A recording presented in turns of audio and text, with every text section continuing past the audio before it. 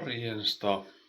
Tänään meillä olisi semmonen homma, että tuli tää 3D Moto PL:ltä paketti, missä on Fat Bertha jarrupoliin, niin laitetaan avaamaan paketti ja katsotaan millainen homma tää on asentaa pyörään.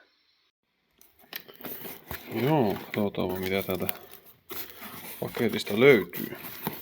No tosiaan meni se vakiojarrupoliin poikki tossa noin, niin ajattelin, että tilaanpa tämmösen heavy duty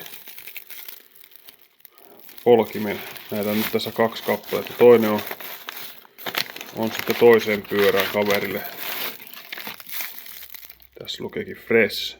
Eli tää on varmaankin nyt sitten 2011 ja siitä eteenpäin. Kun tämä toinen on itselle sopiva, eli 2008-2010 vuosimalleihin sopiva. Jes, aletaan aukaise paketti. No niin, siinähän se sitten olisi. On aika jämäkän oloinen, jos vertaa tuohon vakioon. Että tällä kyllä pitäisi kestää ajella pahemmissakin rynkytyksissä. Mutta eipä siinä mitään, niin lähdetään asentelemaan sitä tuohon pyörään ja katsotaan mitä steppiä se vaatii. Autokatokselle päästy. Aletaan purkuhommiin. Tosiaan tästä vanhasta jarrupolkimesta ei paljon ole jäljellä enää. Se murtui mulla ekassa kaatumisessa jo kuukausi takaperin. Eilen kun kaatusin, niin meni kokonaan poikki. Mutta joo, ei mitään. Lähdetään purkamaan tästä nämä hommat pois, niin saadaan tätä vaihtohommaa tehtyä.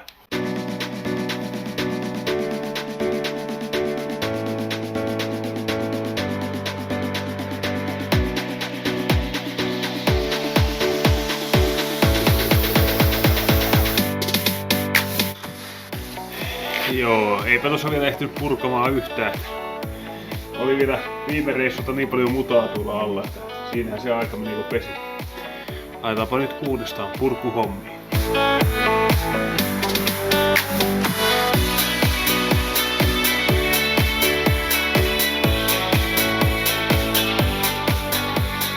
No niin, se olisi nyt sitten tämä jalkatappitelin otettu irti ja tästähän tämä sitten saadaan tuo vaihdettua tuo jarrupoli. Tuosta irtoaan tuo ja tuo, niin sitten se ja tämä siirretään tuohon uuteen, niin sitten se on siinä. Nyt kun mulla on tää tässä auki, niin mä meinaan samalla korjaa tuon takajarru männän ja muut, niin mulla on siihen korjaussarja, niin pikkusen ekstra hommia tässä näin välissä. Mutta katsotaan sitten, jatketaan tätäkin sitten vähän ajan päästä, kun ollaan saatu se mäntäsarja vaihdettua.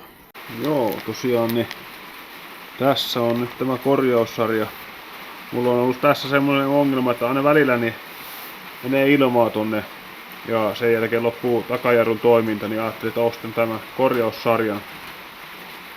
Niin nyt ajattelin, nyt kun mä joudun tämän joka tapauksessa purkamaan, niin samaa laittaa kuntoon.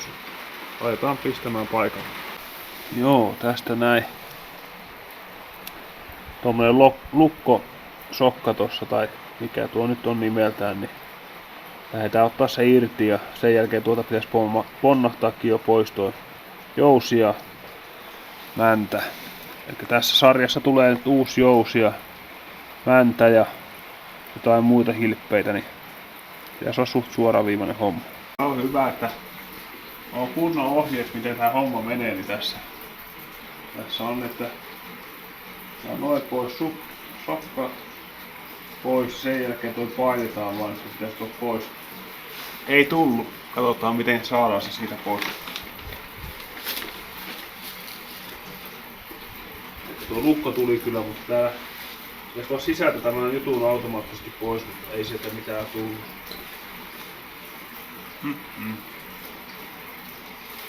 Voi, mihin mulla meni kaikki ruumeissa. Perinteinen, alkaa asiat häviä. Joo, tässäpä se on. En tiedä, onko se kulunut vai ei, mutta no, nyt se vaihdetaan joka tapauksessa. Melko tiukassa. Tämä valkoinen suoja täällä näin. Sitä sai niinku repiä oikein urakalla, että se lähti. No nyt se sieltä tulee. Sitten ei muuta kuin lähdetään kasaamaan takaisinpäin uusilla osilla. Katsotaan tuosta ohjeesta sit mitä sinne pitää pistää. Tässä tosiaan niin ei ollut kiinni tuo kumi tuossa päässä, niin se pitää pistää. Siinä välissä on myöskin semmonen kuparinen aluslevy, niin ne muistaa sitten pistää tuohon noin.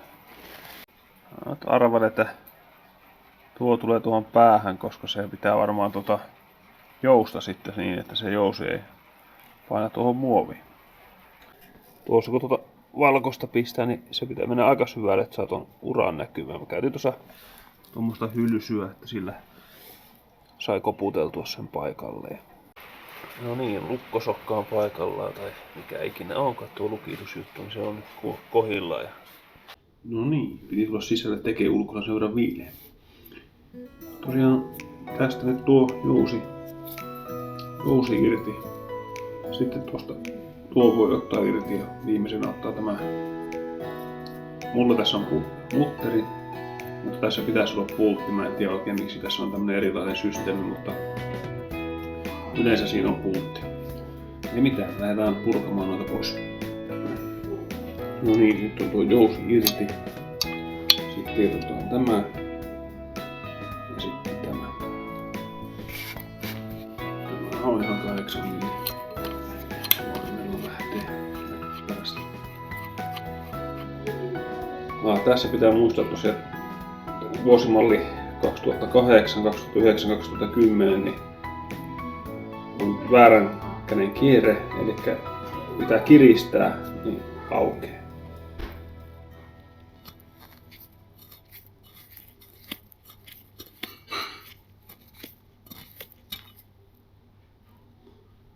Näin. No niin, tuossa 17 ja 10, eli vähän isommat kuin aikaisemmin. Sitten vaan lopuksi tämä jousi pujotetaan tuosta reiästä, mikä tuossa näkyy. No niin, siinäpä se olisi. Nyt ei muuta kuin mennä asentelemaan pyörään se sitten paikalleen. Pääsee koittaa toimiko tämä koko jarru hommeli enää tämän jälkeen kun meni ehkeen korjaamaan. No niin, tosiaan. Nyt meillä olisi tämä uusi jarru poljin paikallaan.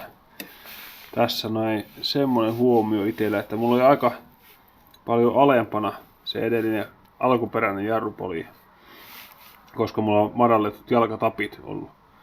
Niin tämä on niin paksu täältä alhaalta, että se ottaa kiinni tänne näin herkästi. Mun piti nostaa nyt tätä poliita selkeästi ylemmäksi. Nyt se on sitten korkeammalla kuin tämä jalkatappi sitten. Pitää koittaa vähän miltä se tuntuu, mutta kyllähän tuolla nyt ajamaan pääsee kuitenkin, ettei se siitä jää kiinni. Lähdetään testaamaan, että miten tuo jarru nyt toimii. Jarru polja ja jarru sylinteri pääsikin tietenkin heti kunnolla testiin tuolla Rynktypsillä. Video löytyy, se on viime viikolla julkaistu, niin katsokaa sekin, jos ette ole kattonut. Mutta ei mitään. Oikein tyytyväinen on tuohon jarrupolkimeen ja tällä hetkellä niin ei ole ollut mitään ongelmia sen kanssa. Katsotaan nyt sitten tietenkin, kun se ensimmäisen kerran kolahtaa kunnolla johonkin, niin hajoako poljin vai hajoako pyörä sen jälkeen. Mutta eiköhän ne molemmat tule kestämään. Ei mitään, pistäkää kanavaa tilaukseen. Se on morjesta.